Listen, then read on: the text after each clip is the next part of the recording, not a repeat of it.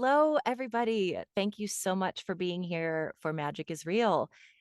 There has been a long break between episodes. I apologize for that. I was traveling, then I spilled water on my computer and did not have a computer for a little bit. I had some cancellations, some reschedules, but we're back and I'm so happy today to be interviewing Nancy Shobe, who I will tell you about. Nancy, I'm going to read right off her bio. Nancy is an inspirational spiritual medium. She's an author and a screenwriter. She's a travel writer. She had a near-death experience as a child. She is a Reiki 2 practitioner. Although now I'm a master, yoga therapist. And through spiritual mediumship and transformational coaching, Nancy helps her clients discover and follow their soul's purpose. In Nancy's prior life, she earned national awards for fundraising. After surrendering her own health and witnessing others surrender their well-being from stress, Nancy decided to set sail on her destiny of bringing the love, peace, and well-being she experienced on the other side into the lives of clients. Nancy, thank you so much for joining me today. Thanks, Shannon. It's great to be here. Thanks for inviting me. It's great to have you. Now I can see you better without my glasses. I just can't read very well without them. But I wanted to start by asking you about your childhood, your background. Now, I know that you had your near-death experience very young, Mm. so you didn't have a lot of history before that. But how were you raised? Did you have any spiritual beliefs instilled in you? I'm sure as a child, you're not possibly thinking about those things, but I'd love to know from your experience what you were experiencing. Definitely not. I think as a child, you're just trying to get through day to day, Yeah. with the overwhelming experiences that we all have as kids. Everything's new, which is amazing. Yeah. I grew up in Michigan, and I grew up in a somewhat conservative family, what you would expect from a Midwestern upbringing. And I did grow up with a religion. I was raised Episcopalian, so my childhood was around that more organized religion. And I come from a big family, but at that time it was more like three of us and ended up being five kids. So I have a brother 6 years older than me and a brother 4 years older than me. And they were avid ice hockey players, grew up very much in an ice hockey family. And so they used to go play on a river at a friend's house. The friend's house, their backyard kind of backed up to this river. And so they were out playing and, being young and being curious. Curious has always been one of my traits, and it's been wonderful and sometimes not as wonderful, but I was curious and I decided to go out onto the ice to get closer to them. I was especially close to my oldest brother. He was kind of a second dad in a way, he was he was definitely a protector of mine. And so I went out to just kind of watch the game and what was going on. And I fell through the ice. And um the interesting thing is that my family background is British. And so they have kind of a stiff upper lip and don't talk about things. So I knew I fell through the ice. And it was always sort of like, you just don't bring it up again. Like it's Right. like, so it was really around the age of 45 that the memories started coming back to me. So it's how they talk about in psychology, like trauma and then repressed memories. And I get it. I Yeah. totally understand what that's about. So um what happened for me, I was in a snowsuit, so I had, my full the full The weight full of weight. it. Yeah. Like it was like being, falling through the ice into the water with bricks on, basically. Um, and what I remember is I remember for one of my probably most vivid memories as far as physically was actually being so cold that I became hot. And so now I understand that as more probably I was beginning to get hypothermic because the water was obviously, the ice was frozen above it. So the water was quite cold beneath. And I remember feeling held. I don't know how to explain it other than I really felt like my back was up against and it felt like a feminine presence. What I refer to now as angelic. I really feel like it was like an angelic force holding me, very feminine. And I felt like held close to the water. And I felt love, like just so much love. I felt I would say almost like a mother a mother presence, love. I had a great mom, so, like, the mother love, that was even 50 times magnified, 100 times magnified. I don't know, it's just indescribable, and, and I felt, very close, like, to the held close to the surface. So it's if I can describe it, it's like floating in space.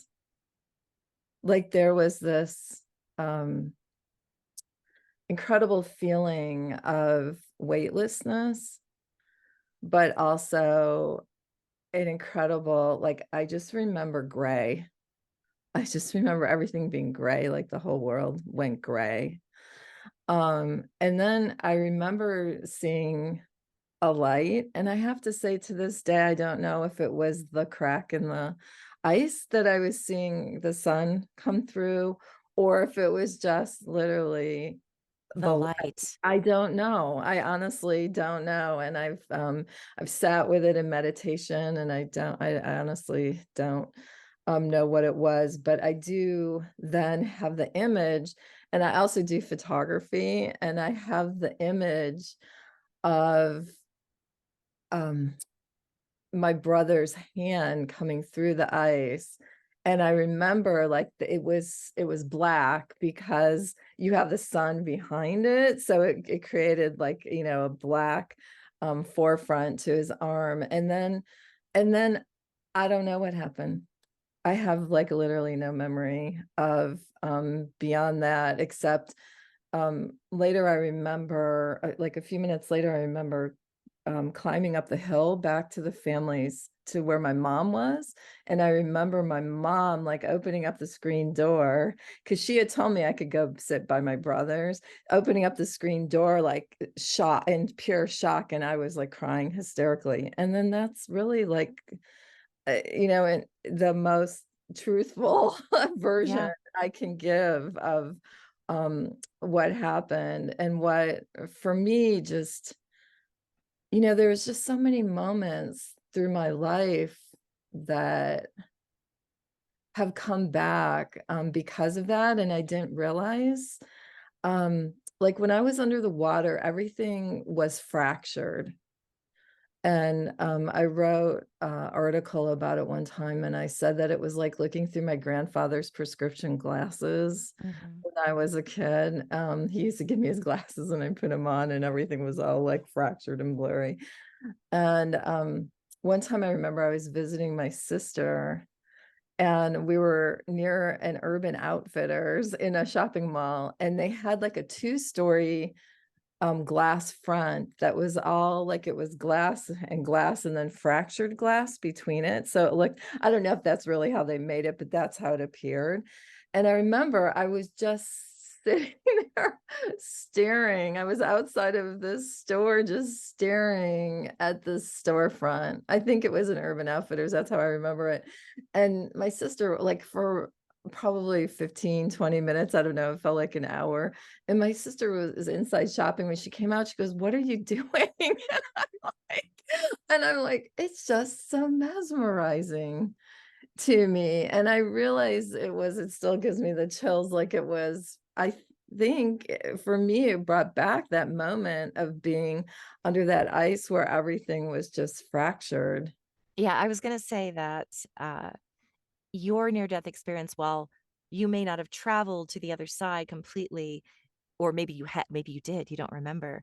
It's the feeling of it. And you know, if you're drowning and you're in freezing cold ice, normally you're going to feel very terrified, you're going to feel a lot of pain, but it's that feeling of love and that, like, as you said, feminine energy, that soft energy and that loving energy that you felt, that I think is your soul connecting with the other side.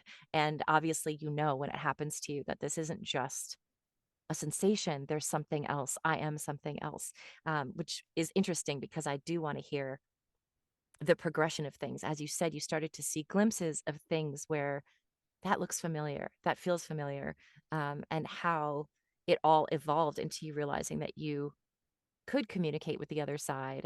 And so you can tell me anything you'd like to along those lines.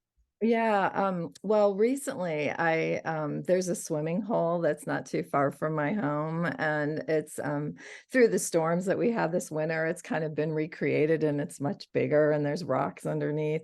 And I was with a friend of mine and we were like, let's go let's go to the swimming hole. And he took pictures up on a rock looking down at me, and I was swimming in a dress. It sounds weird, but I did it on purpose. It was like, take a photo, let's see how this looks. Yeah. And I realized, and I got really calm and for a minute in the water, because you still have to be moving in the water to stay on top of it. But I got really calm and just took a deep breath and leaned back. And he got this photo of me like floating above these, the water looks so green because it's river water. And then there's all the rocks below, and it's so clean and clear that you can see all the rocks. And it's like the closest visual approximation I've had to my near-death experience. It's Yeah. and spirit's like so amazing that one time I was driving and I intuitively felt that I should turn around and go to a movie theater. And it was like 3 in the afternoon, and I'm like, why should I go? Yeah. Like, what is this about? But I listen because I've learned when I don't, it's not the best thing to do, is to not listen to the intuitive hits that you're getting. So I went back to the movie theater, and I wish I remember the name of it. What is the name of it was a woman named Christy. She's an actress, and she was in a TV show like, Not Kirstie Alley. no, no, no, not Christy Oh, Alley. It was like, This Is like Us. that game now. Oh, Yeah. this is, oh, recently. Yeah. Yes. Metzger. Yes. Yeah, exactly. Actually, I actually got to meet her once when she Oh, was still working. I did a audition, not an audition, but like a workshop, and a voiceover audition for her. She was so sweet. I was Anyway, gonna say yeah. she has this beautiful resonance, like this Yeah. personal resonance. She did a movie about being a mom who loses her son from he falls under the ice and he nearly drowns. And like through it was very kind of a more religious movie, like through the power of prayer, like they felt Yeah. back. So I'd heard about the movie, but I wasn't like really, I didn't really say, oh, I have to go see it, or it wasn't like one of that. But so I intuitively felt I needed to turn around. So I turned around, went to this movie theater, walked in, and this movie was showing in like 15 minutes. So I thought, okay, I'm supposed to be Oh, here. wow. So I bought a ticket to the movie, and I walked in, and I was the only one Yeah. in the theater. And I've Those never aren't exactly blockbusters. it wasn't, but it was also like I've never been to a movie, even how no matter how bad it is, and only been the only one Yeah. in the entire theater. So I picked C right in the middle, like any seat in the house, best view. And the movie, before the movie started, I literally turned around to make sure I remembered where the exit was.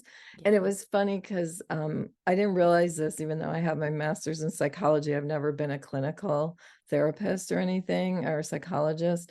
And somebody said that when you've had trauma, that the therapist always like let you know how to get out of the room if it becomes too much for you. So she said, like, you were naturally looking for Yeah. that release if you needed it.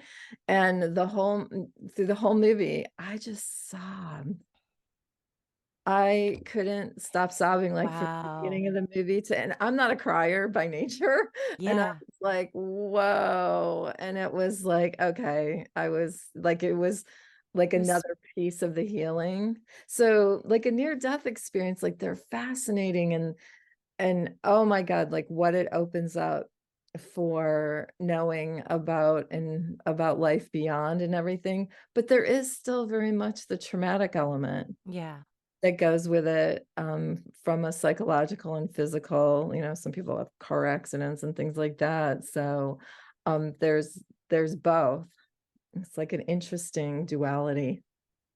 Yeah, definitely. I don't like to go to movie theaters. I'm always looking for the exits just because of the world we live in. But it's so interesting that it was speaking to your soul.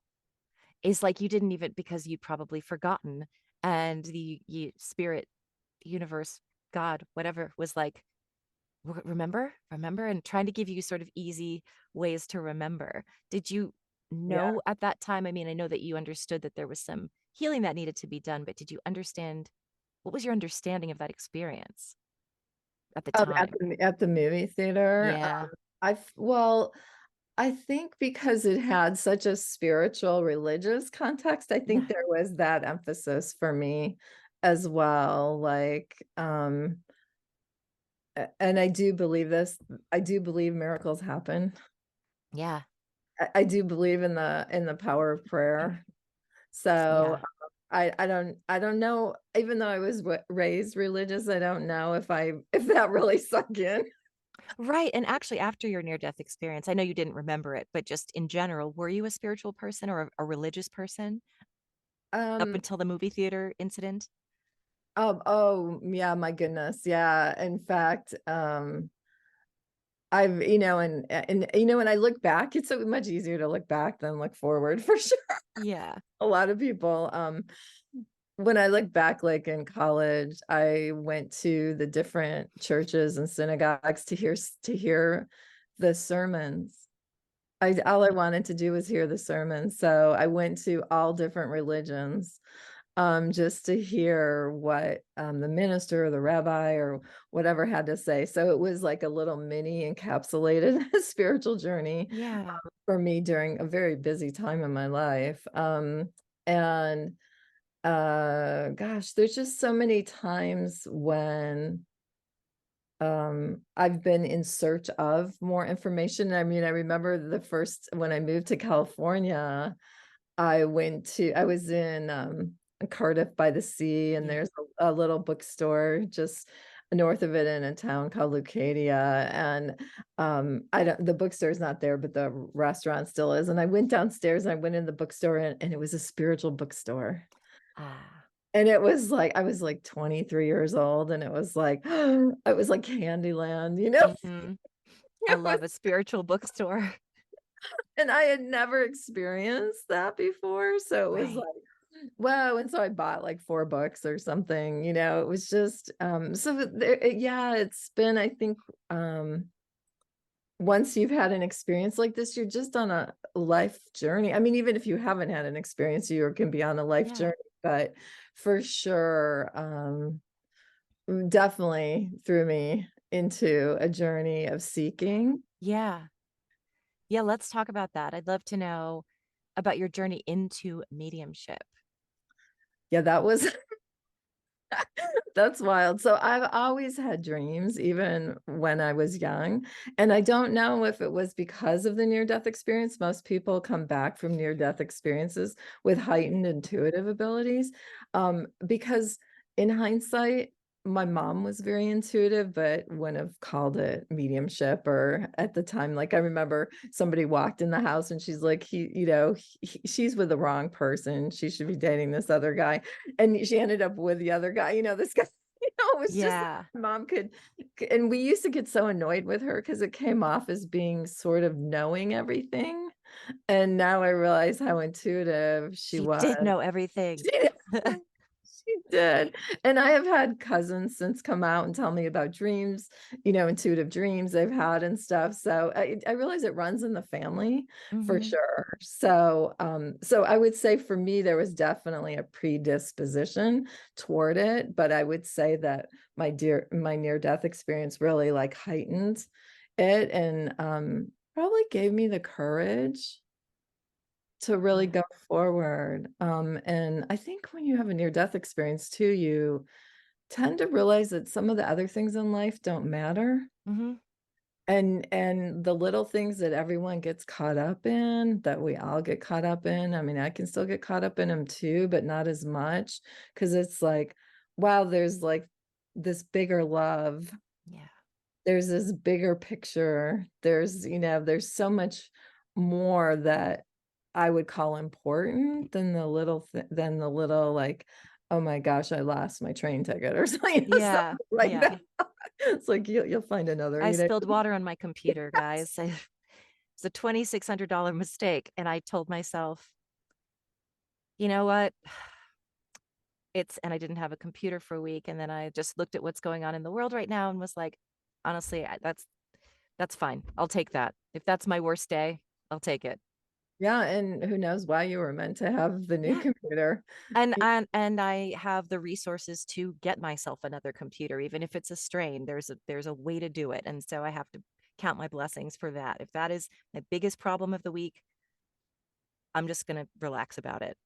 Yeah, exactly. Because you know what? In a month, you won't even remember it anyway. Exactly, right? I'll just go on with my life. Uh-huh. Yeah, and I'm Yeah. curious about your mediumship journey too, but Yeah, I wanna deep kind of I love talking with other mediums because we can kind of deep dive. I wanted to know, did you train to be a medium, or did it you because I same thing, I was always sensitive. My mother had when we were kids, would know things Mhm. before they happened, and she actually took development classes, but it wasn't a big theme, and Right. we never really talked much about it in our family. But I know that my mom has it, and so now we like to play intuitive games. To like when we're going out hiking or Mhm. whatever, we're like, let's see if we can come up with.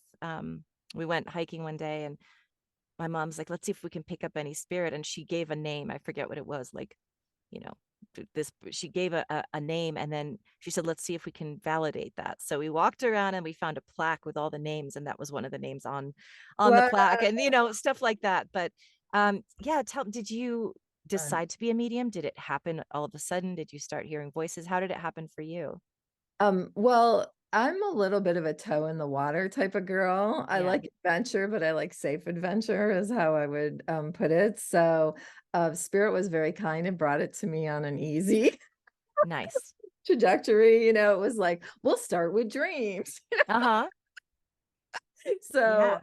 I started having, very I've always had mediumship, so I've had people who've crossed over who've come to me and given messages to their family members, and, one early one was I remember a friend's mom who had died a year before, but I'm not a date tracker, like, I don't track dates Yeah, and I don't times either. very well, and I think that's part of an NDE too. I think you sort of let go of Time is an illusion. exactly. Exactly. So, his mom came to me in a dream and said that he was having trouble in his marriage. And I Oh, knew him. I've known him for years, but I didn't know that, and she said, he needs to take 6 months and tell him to really focus on his marriage. He needs to do this. So, I'm like, "Ooh," like, that's specific. That's not how a do normal dream thing at all. it was like, how do you call a friend that you've had for years, like, Yeah, and say something like that that they haven't offered themselves? sure. So I called him up the next day and I said, kind of, Had that a all dream, sucks. Yeah. throwing it out there. Yeah. And your mom came to me and he's like, "Oh my gosh, it's a year ago to this day that my mom passed." And I had no How idea. would you I know, yeah. I don't like track stuff like that, and so I was like, "Whoa," and then I told him the dream, and he got kinda quiet, and he said, "I am having problems in my marriage." Oh, wow. God, I wish spirit would come to me in dreams like that. It would make things so much easier. They don't give our own messages very I know, but even for my clients, it would make it so much clearer. well. You know? The crystal, yeah, the dreams can really be crystal clear. So, he worked on it in his marriage. It lasted like another 8 years. It did end eventually, Yeah. but it did, he did for 6 months really like What did he say about your what did he say to you about the fact that you had that it had been prophesied? not by me, but, Prophesized? What's it called? yeah, we're just the conduits, Yeah. it's, I mean, did he say, "Wait, how did you know this? Are you a psych?" I mean, did he believe in any of that stuff? yeah, well, he had faith in me as a friend. Yeah. You Yeah. know, and so, so I think that had a lot to do with it, and I just started like, "Oh, Nancy had one of her dreams again." That's like what people started saying, like, "Oh, it's just one of those things." And I had, my former husband, one of his good friends had passed, and I didn't know him all that well, and he came to me like in a vivid dream with a message for his wife and daughters. Wow. And, and I was like, "I don't know them well enough to like, like, how do I Right. say something?" And so I, was at a party and I ran into the man who passed away. I ran into his best friend, and I said, "This is what happened to me, and I need your advice." Right. And he said, "You have to tell them. You don't have a Yeah. choice." Right. So I said, "Okay." So I told them, and I have to say, with mixed results, the, daughters and, were really pleased. The mom was a little bit like, "What?" Yeah. Yeah. A little bit like not knowing what to believe. So and her own daughter has become a medium herself. No kidding. That's so cool. Yes. Wow. Yeah. So it just kind of, and then I did have my own experience. I was in a work experience that wasn't going particularly well. And my father who had passed several years before, came to me in a dream, which when he has a really important message for me, he shows up. Yeah. My dad and I were like this. I adored my father. And Mhm. so, he came to me in the dream and he said, "Stop doing business with the devil." Wow. And I was like, "Okay." And I think for him, it wasn't like devil, like he wasn't that, he wasn't that type of religious, but it was more like, this is a bad situation. Mhm. Get out Yeah. of it. Yeah, I know. And I did. And I actually think in some ways he saved my life, because before that, I was under so much stress that, like, first they thought I had uterine cancer, then they thought I had, heart problems. Like, when you're just under stress and your Yep. body is just not regulating. And so that is when my own father has come to me and kind of saved me from not a good situation. What about you? Like what? Yeah. That's so interesting because I was gonna say too, with not being a dates person, I've had one visitation dream, and it was my grandfather, and, uh, he came to me, and it wasn't like a dream. It was so real that I said to him, I said, "Grandpa," first of all, he was younger, and, as they are, he was wearing something he wouldn't like a baby blue he's giving me chills right now, to confirm that wow, that it was him.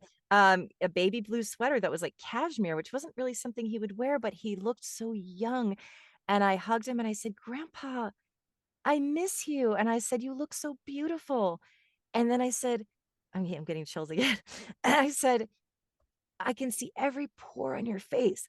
Excuse me, I could see every, like, whisker and pore, it was so clear, and he was always a quiet man, but I've heard this about visitations anyway, that he didn't say anything, he just hugged me and smiled. He was always Mm, like that, quiet, like, mm. kind, quiet, just a gentle smile. He hugged me, and I said, "Oh, grandpa, this is so real," and then I woke up, and later in the day, I found out it was his birthday. Now I know Right, when his birthday is, but right. it wasn't on my radar, I hadn't been thinking about it, and so I knew that definitely it was so real that it was not like any dream I've ever had, and I have very vivid dreams. I sometimes do see very detailed. I see colors, I see very detailed features. Sometimes now I wonder, I heard that if you Mm. can see a face in your dreams so clearly, people will say that that's spirit. And I recently had a dream where I was walking down an airport corridor and there were all these people walking by, and I said, how can I, if I've never met these people in real life, it was a lucid dream, how Uh-huh. can I see every detail of their face in the dream? And later I heard someone say that that's because you're actually seeing real people that are spirits, because they were just walking. And I was like, Wow, but they're that's so beautiful. specific. Like, it's not like a blurry face. It's like, oh yeah, that guy has like a mole and like a little dimple, or it was so crazy. And for me, I did study mediumship. I did. It wasn't something where I was like, oh, they're talking to me. I have messages to deliver. It was, I was going through a dark night of the soul myself. I don't want to bore everyone with my story again, but I'll tell you later. And I was a voice actor and I couldn't work anymore because my voice went out, it was during the pandemic. And I just was like, I don't know what I'm going to do. All I know is I'm so depressed and I don't know what my purpose is. And I think that was a silent prayer that was answered, although I didn't realize it, because I kept saying, why did I lose my voice? I was making six figures as a voice actor and now I can't work anymore. And that's all I ever wanted. And that's all I ever worked for. And Wow. here I am. And I kept saying, why is this happening? Why are you doing this? Like, why? And this is all I've ever worked for. And now you're taking it away.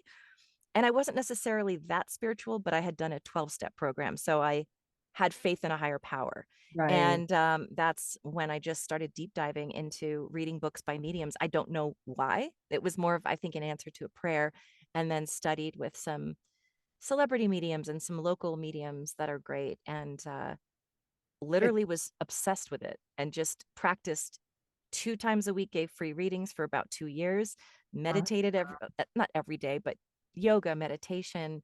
So for me, it was a conscious choice. That's why I asked you. well, Mine was to prove to myself that it could be done. yeah, and mine evolved that way.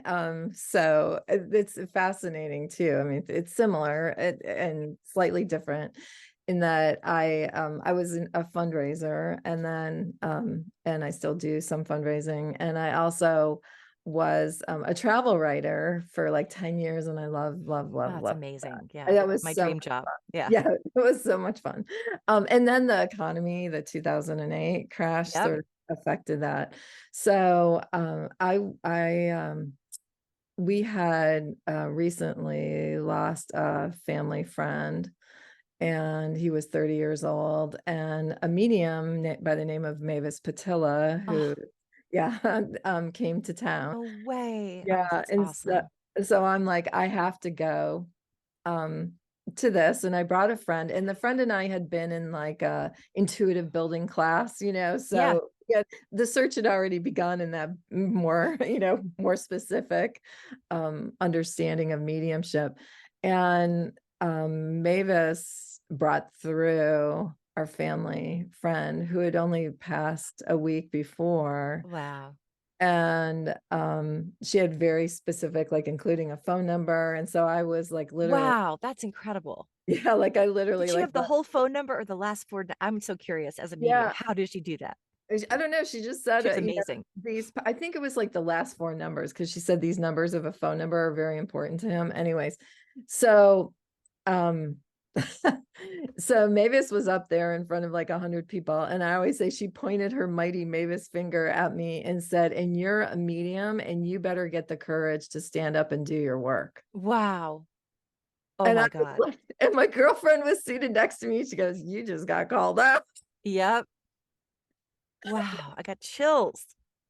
So I walked out afterwards, and I talked to Mavis and her partner Jean, and I said to my girlfriend, I said, oh, what I would give to study with Mavis, like that would be Hmm. the ultimate. Well, I'm not kidding, like 4 months later, Mavis started offering mentorships because it was also Wow. it was pre-COVID, but it was like, the internet was becoming a Yeah. more common way to teach. And so she offered mentorship and I signed up and I studied with her for 2 years. Oh, So you're so fortunate. That's amazing. it was really awesome. But the part two of that evening was that now I had this message and I had felt I had to contact my friends who were in deep, like tragic grief and let them know that this message had come through. And I prayed and prayed on how to do it because they are not Mhm. spiritualists, they're not mediums, they're not,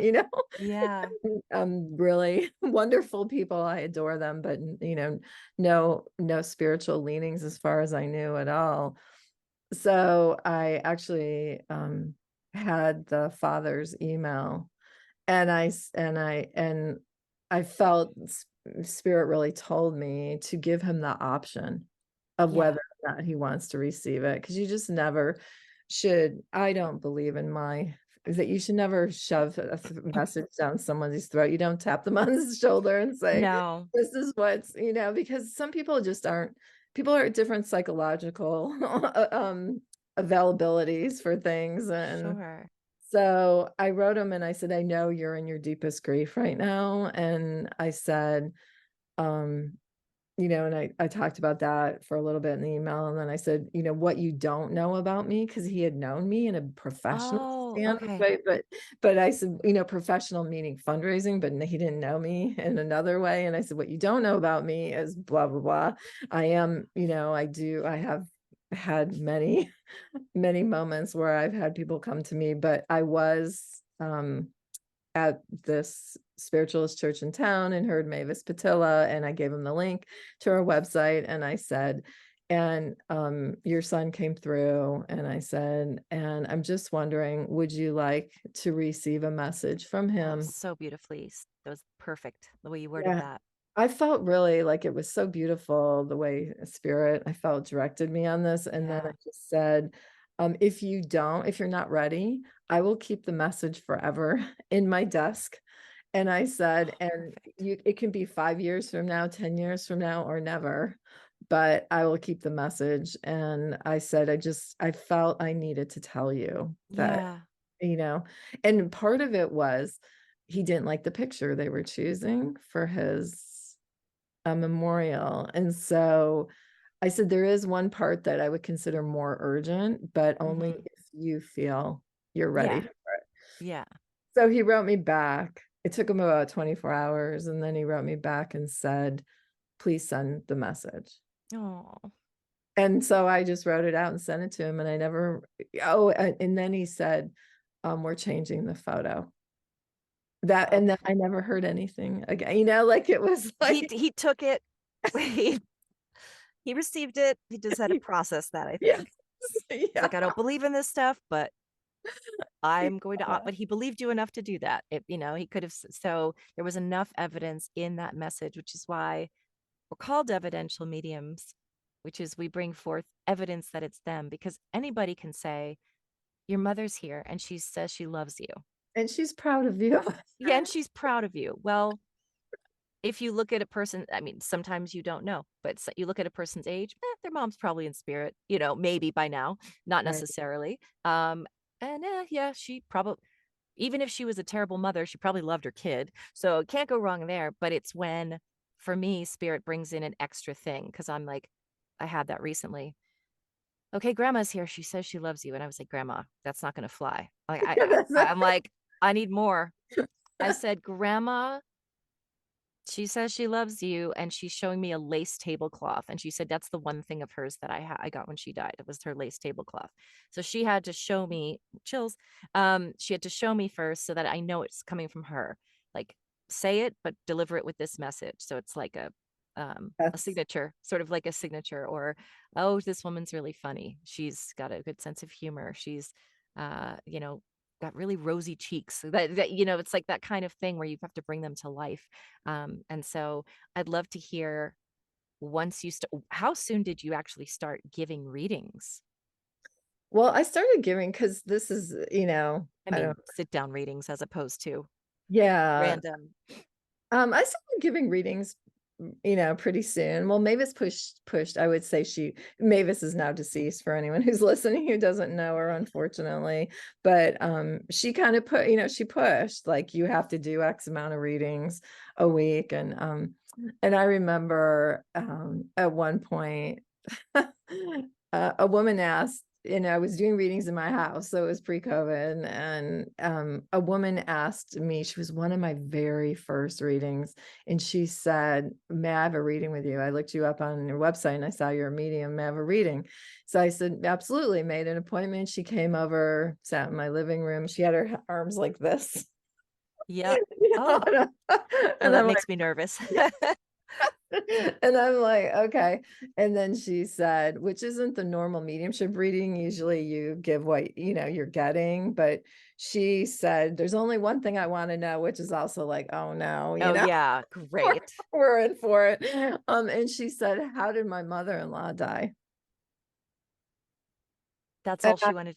that's all she wanted to Oh, know. And God. I realized she was clearly testing me. Oh, And yeah. and I was, I think we all start out pretty clairvoyant, and Yeah. then other skills start That's coming. how it was for me. Hmm. Yeah. And so I saw a whole murder scene. You did. I did. And I looked at her and I was like, "Ugh." Yeah. I'm in it, you were like weighing, and I'm like, okay. And I said, I'm trusting this. And I looked at her and I said, your mother-in-law was murdered. And she goes, and she looked surprised. And she's like, yes, she was. How? Oh, that's a tough. I don't know if I could. What if we get it wrong? I know, I Because know. I And don't it always know plus for sure. that, well, this I really did see very, Yeah. and then I said, and there's a little boy in the room and he's hearing the whole thing. Anyways, Wow. it was her husband who when he was young. Oh, wow. That's so So, sad. and after that reading, I was like, I don't want to do that. I Oh, was like, really? Yeah. Because that's traumatic. it was like, I don't want to do this. I do not want to, I don't, this is awful. I don't want to do this for people. That's not, and um it was a tough, I mean, again, spirit threw me up. But did Spirit also send through some loving messages of comfort? I would Oh hope. yeah, she walked Yeah. away like very, very much different, I mean, in a whole different body stance, Yeah. from when the way she walked in. Yeah, so definitely. But it was like, wow. I mean, for me personally, it was like, ugh, wow, Yeah. That's that was so, intense. It was just, it yeah. It was, it is. I've had that before too, where you don't realize. I mean, I read somebody that I knew but hadn't spoken with in 10 years. She was a former coworker and friend, but not like close friend. And she didn't, I don't know if she didn't post about it or I didn't see it, but she came to me because her brother had murdered her mother. And oh, as I'm going through it, I kept being like, there's this one, I didn't know it was her mom. So I was confused because I'm like, there's this woman. I was like, oh my God. Oh no. And it just got worse. And I was like, oh, he's schizophrenic. And it started to come together. And she goes, yep, it was my brother. And I was like, oh my God.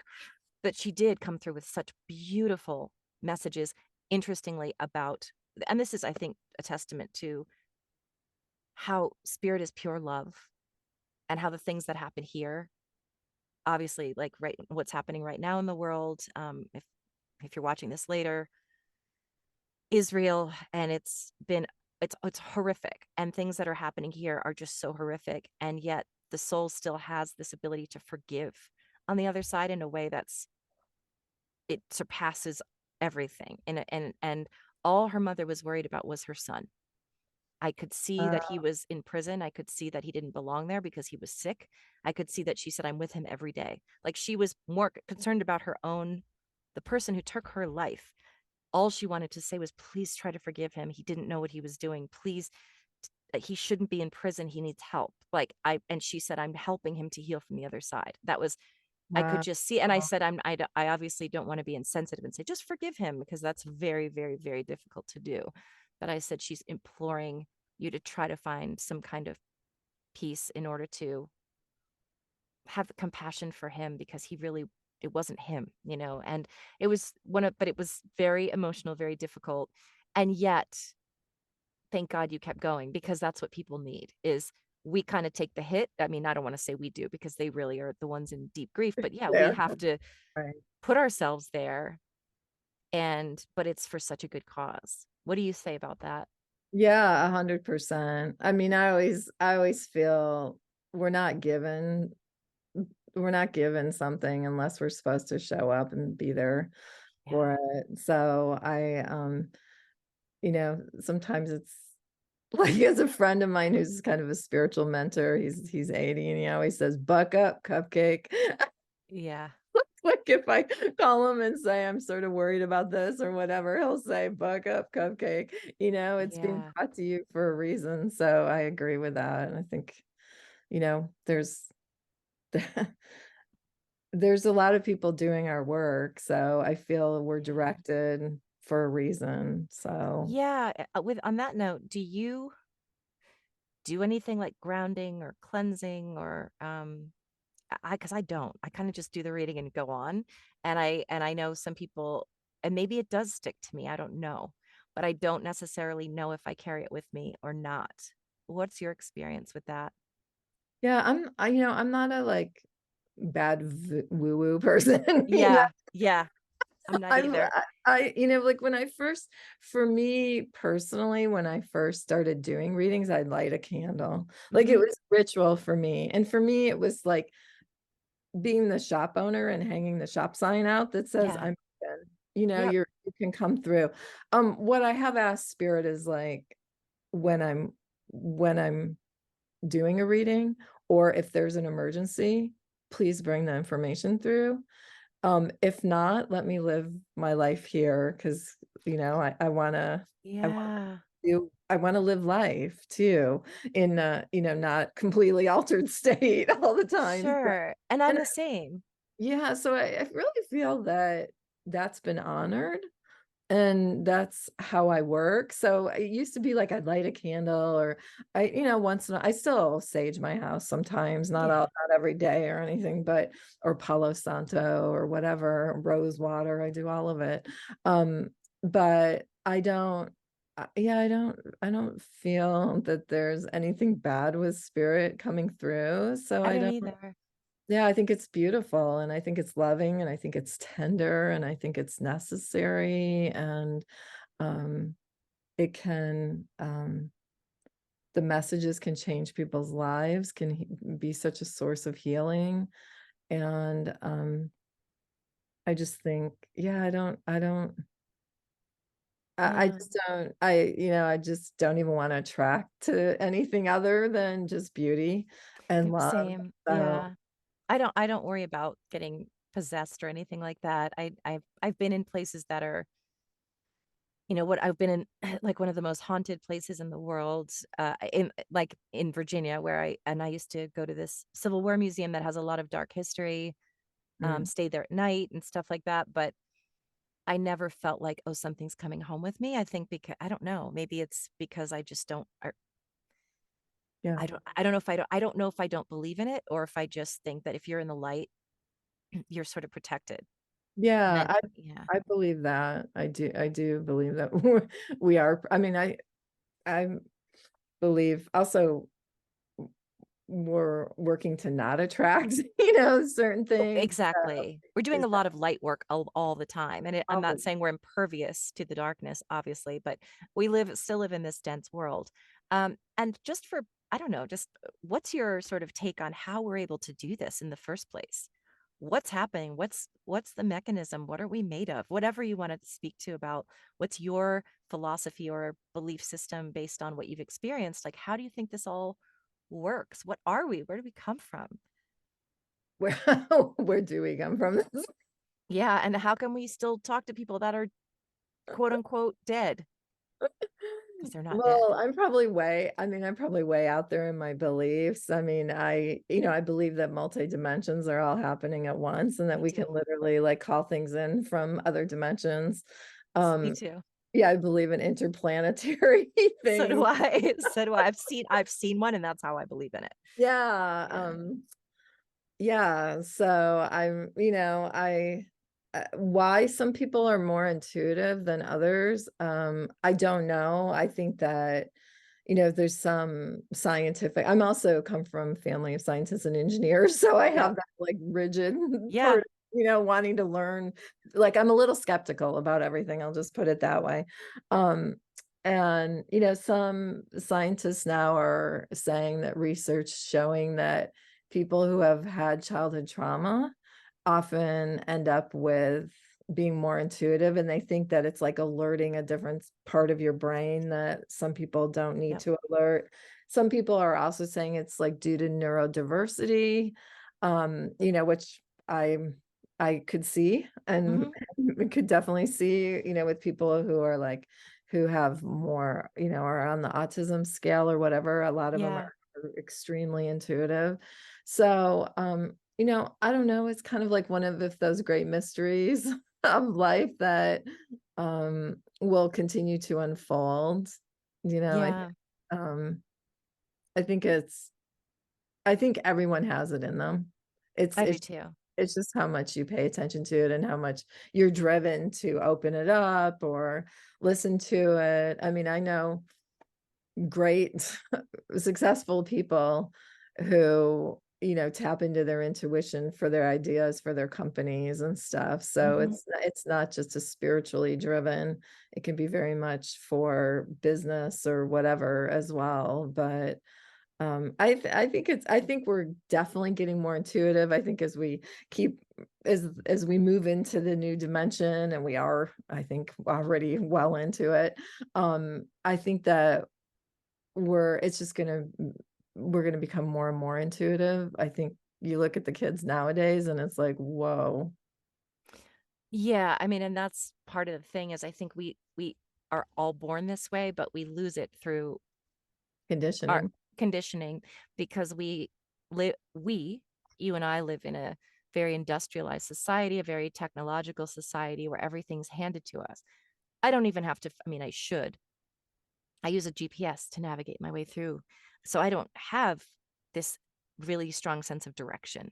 And we have all this screen time and Instagram and occupying a lot of our thoughts when the reason I believe people like Native Americans are so in tuned is because A, they were conditioned to believe. So they were tuned in from day one, but they also come from a more natural background. I mean, they lived off the land. They That's their culture. Is they're not as historically they lived amongst the trees, they lived in nature, they had to make their own tools, they had to, I mean, a lot of indigenous people, but it also has to do with faith and belief. So in Native American culture, it's just accepted as normal. It's not paranormal, it's normal that we can communicate with the animals and with nature and with spirit. So they never questioned it and therefore they didn't shut it down. And I We think we tend to shut it down. And then there are people that are literally just more logical minded and have more practical thinking. And some people are even sociopaths who don't have the same kind of access to their emotions and empathy as other people. So people like us that are born very sensitive have that sort of edge when it comes to learning the language of spirit. And I think, and now there's our studies showing that consciousness exists without the brain, which we're not conditioned to believe that. We're conditioned to believe that this is what operates everything. The brain is super complex, but how did it get that way? It is a machine in a sense, and it can it's our computer. It's our it is a computer, yeah, exactly. yeah. And yet I've now come to believe, I used to be more along those lines, that it's really just an antenna. So Mhm. it's able to process all of the information because of its complexity, but that's not all there is to it. And I used to think that it was. So I think it's such a fascinating thing to explore. It is. I love it. Like it's just you can't go down. I always go down those Gone far, spiritual yeah, the rabbit gone hole. far enough. Yeah, Yeah. and also something that you said that's really pertinent about the Native American culture.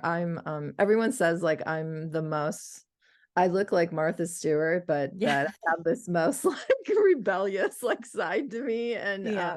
so uh, um, I go camping a lot in a camper van and go out into some, into like the deep mountains, like deep into the Sierras where the rangers don't go for like 2 weeks. They don't come, they only come by every 2 weeks. And I just got back from a camping trip and I go with my guy, and it's just like, it's so amazing to be like under the stars like this time. I'm for me, because I live in the northern hemisphere, the Big Dipper has always, Mm. Ursa Major has always been like one of my guiding lights. And no matter where I go, I always look for the Big Dipper and I sort of know I'm home. Oh, that's beautiful.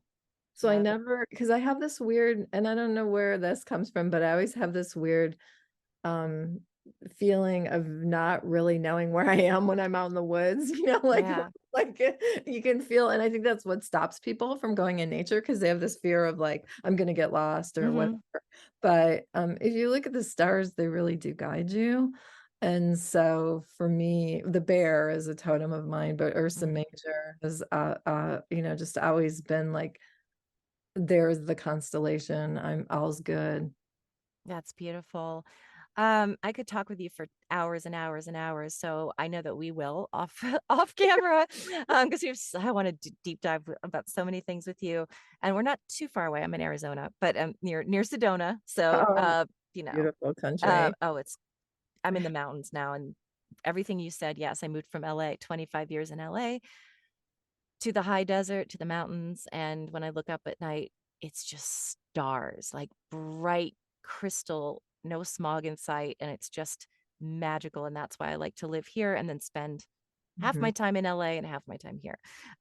So I wanted to just end with, can you share what's going on in terms of your readings, your teaching? You also teach intuition classes. I Uh, do.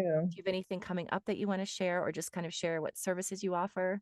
Yeah, I offer, well, all different kinds of things. I offer readings. I offer Mhm. 30-minute or 60-minute readings. I also am really into channeling lately. So Oh, really? I also will channel for people. Clients are starting to come to me to channel for them. And And what does that entail, just for anyone who doesn't know? channeling is just a altered state where you bring through their guides or your guide. Usually it comes through my guides, and then it's just kind of like a soul reading in a way, Mhm. but from a deeply connected, altered state. I love it. Cool. Yeah, Yeah. I really love it. And I do things like, house blessings. I'm actually, my dream is I'd love to start doing like weddings and funerals. Yes. That's what I'm actually, I have my, universal life ministry, but I'm also like taking some courses on, being able to do more ritualistic things for people. So, I have worked a lot with people who are dying. That's what I want to do. Yeah, I love it. It's just, but I really would like, um, to end this not on, not on me, but as like a plea to Yeah. everyone to really take some time to be in nature. Even, the world is chaotic at best right now, and scary sometimes. And I just talked to a physician yesterday who said like the amount of people who are coming to her with anxiety, and I'm seeing Hmm. it in my clients as well. And there's something about the force of nature, like um even even just kneeling down and putting your hands on the ground, or digging your hands into the soil and just holding like two fists full of soil and just being present with the earth. In those, I'm just inviting everyone to just take some beautiful moments just with Mother Earth and really feel the healing that the earth offers. And just like be present with your own breath and with the breath of the earth. Because I think that during times like this can Hmm. really help people. Thank you. I was just talking today. or yesterday and all week with my Israeli friend, and also with my Jewish friends, and also my non-Jewish friends. But um, there's been a lot of heaviness, and we've all been sobbing all week and feeling anxious and fearful and sad and heartbroken and all the things. And my Israeli friend said to me, she's like, I am telling you to just not take a day off and don't look, go out in nature. And I've been saying that too. Like, I know that it's time for us to step, because it feels like, how can I do that when these things are happening? But it's actually so important. And I actually became master Reiki certified last night. And I was telling Robin, uh, Congratulations. thank you. I was telling Robin, my teacher, the same thing, that I came in crying into our last session, and I said, I just can't stop sobbing about this. And she reminded me, obviously it sound it sounds so woo to be like, be in the light, be the love. When this kind of thing is happening, it feels so passive and futile and uh self-centered to me. It's like, how can I be in the light when this is happening to people? But I also know, and I agree with what she said, which is what we can do when you feel like you can't do anything is show people how to send love, because by raising our collective vibrations, it may sound like trite, but we can actually make some kind of a difference. And we can put that energy into the world of sort of good versus evil. And it's true that as hard as it is, um, it's important. Taking care of ourselves does make a difference, even though it feels selfish. I think we all say, no, but I need to see it because I don't want to be selfish and pretend but that's not what it is. It's not turning a blind eye. It's, if we're all depressed and we're all in fear and we're all sad and we're all anxious, then they've won. Then they've won. And we have to keep, obviously, do what we can physically in the form of donations, or just even emotional support or whatever. But knowing that we can't physically fly, most of us can't physically fly there and do something about it. And even if we could, it wouldn't work. um, that isn't the answer. The answer is, I love what you said. Go into nature, reground yourself, try to find the love in spirit, try to recenter, and do your best to not force your vibration to rise, but just to be in as much love as we can right now. And yeah, touch the earth, be part of it. That's, and sometimes, when we don't know, like when life is overwhelming and somebody says, be in the light, it's like, how do you do that? Yeah, Go right. in the sunlight. Yes, literally be in the light. Yeah, I mean, it goes Yeah. back to my near-death experience, like that hole in the ice, that Hmm. light coming through. I don't know what light it was, but that is the healing. That's the place to go back to the healing. So even if we don't know how to find our own inner light at a tumultuous time, just go be in the sunlight for a minute. Even can be 30 seconds. And that's why you are a successful writer, the way you word things, and your heart and soul are so beautiful. Thank you so much for being Thank here. you. My This has pleasure. been such a pleasure for me. And I know that I will have all of your links below for people that want to get in touch. And I just want to say thank you for contributing to the light and being the light and sharing your insight and wisdom with us today and every day of your life. Thanks, Shannon, and thanks for being the voice of the light. My absolute pleasure and honor. Thank you. Thanks.